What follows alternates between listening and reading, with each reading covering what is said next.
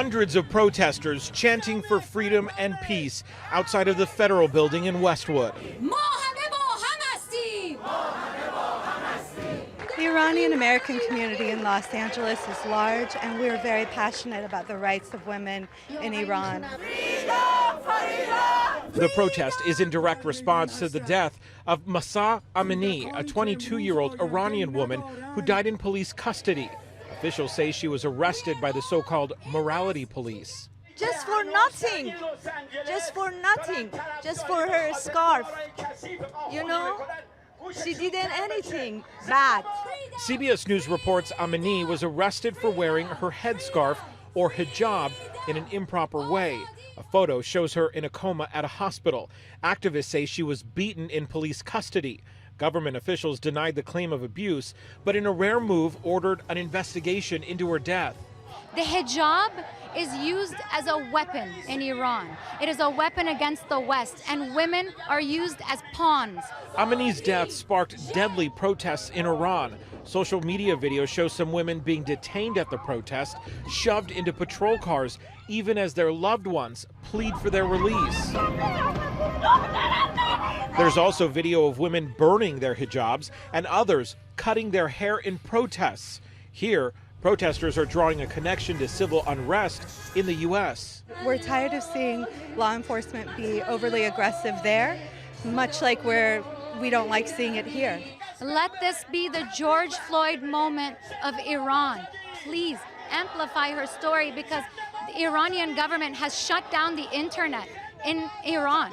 I think it's our responsibility to help them to get their voice out there, or their voice to be heard. Esta madrugada, habitantes de la Ciudad de México se despertaron con un sismo de 6.9 grados con epicentro en Michoacán, un temblor que provocó una intensa movilización de los diferentes servicios de emergencia. Lamentablemente 2 personas murieron, un hombre por un infarto al escuchar la alerta sísmica en su domicilio en la Colonia de Educación en Coyoacán, y otra mujer también falleció al golpearse la cabeza cuando salía rápidamente de su casa, esto en la Colonia Doctores en la Alcaldía Cuauhtémoc. En total, 16 inmuebles resultaron con daños menores, de acuerdo a los datos proporcionados por Protección Civil. 67 colonias en diferentes alcaldías resultaron con cortes en energía eléctrica. 5 helicópteros de la policía capitalina sobrevolaron el Valle de México, pero no encontraron daños en inmuebles. Por último, 22 personas fueron atendidas al sufrir crisis nerviosas por diferentes servicios de emergencia que acudieron a sus respectivos domicilios. Poco para que se concrete la apertura comercial de la frontera colombo-venezolana, y aunque muchos creen que será positivo, hay preocupación en el sector industrial y comercial por las grandes diferencias económicas que existen entre ambos países. Iván tiene 20 años como comerciante. Tras el cierre fronterizo dejó de recibir mercancía colombiana y espera que con la apertura comercial pueda volver a vender productos tanto nacionales como importados. Me alegra porque va a ser como antes. Ve que ganóla para allá, ganóla para acá, ropa, mercancía, ropa, de todo. En las calles, la mayoría considera positivo para los dos países la apertura de la frontera, aunque algunos ven con preocupación que pueda afectar la producción nacional de Venezuela. Ahora vamos a tener más comercios para poder seguir avanzando. Que haya competencia, que vengan productos nuevos y así uno pueda darle mejor precio a la gente. Y viendo cómo va progresando eso, si realmente va a haber un acuerdo con los aranceles, donde sea igual para ambos países, porque todos apostamos al ganar-ganar.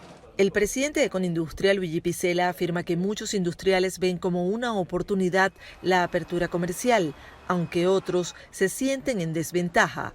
Actualmente la capacidad instalada de la industria en Venezuela es de 31%, mientras que en Colombia es de 80%, y los servicios públicos en Venezuela son deficientes, perjudicando la producción. ¿Por qué hay preocupación? Bueno, porque no es ningún secreto que hoy la balanza está a favor de Colombia 90-10. Pero te digo algo, el hecho de que sea 90-10 y pase 80-20 ya para nosotros será un crecimiento del 100%. Los gremios industriales y comerciales de Venezuela están revisando los productos que pueden exportarse hacia Colombia y aspiran a poder suplir una pequeña parte de los rubros que Colombia importa de terceros países.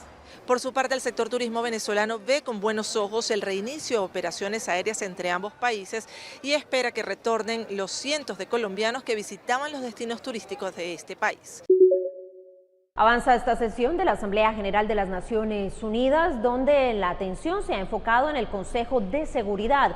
El tema fue la guerra en Ucrania y las acciones que han sido cometidas por el gobierno de Vladimir Putin, en especial las declaraciones durante las últimas horas acerca de la movilización de 300.000 miembros de las fuerzas militares al territorio ucraniano, algo que condenaron los miembros del Consejo de Seguridad en su mayoría. Mientras tanto, el secretario general Antonio Guterres rechazó la idea de estos referendos para algunas zonas que están siendo ocupadas actualmente por las tropas rusas en Ucrania. El secretario de Estado Antony Blinken de los Estados Unidos estuvo cara a cara en el mismo recinto con el canciller de Rusia, Sergei Lavrov, que trató de evitar tener algún contacto con los líderes del mundo, quienes estaban allí en esta reunión de ministros de Relaciones Exteriores, quienes en su mayoría también se refirieron a estas violaciones de derechos humanos, las cuales están siendo investigadas por la Corte Penal Internacional. Esto fue ratificado por el fiscal de este organismo, Karim Khan, quien nuevamente dio a conocer algunas de las evidencias que han recopilado desde que iniciaron la investigación en febrero, y también ratificaron lo que ellos aseguran es la existencia de los cuerpos en Bucha y en algunas de las regiones adicionales en Ucrania. Mientras tanto, se espera que avancen los diálogos dentro de este organismo para tratar de establecer una zona de seguridad en los alrededores de la planta nuclear de Zaporizhia. Promosilia Mendoza, de La Voz de América, desde Naciones Unidas para Telearuba.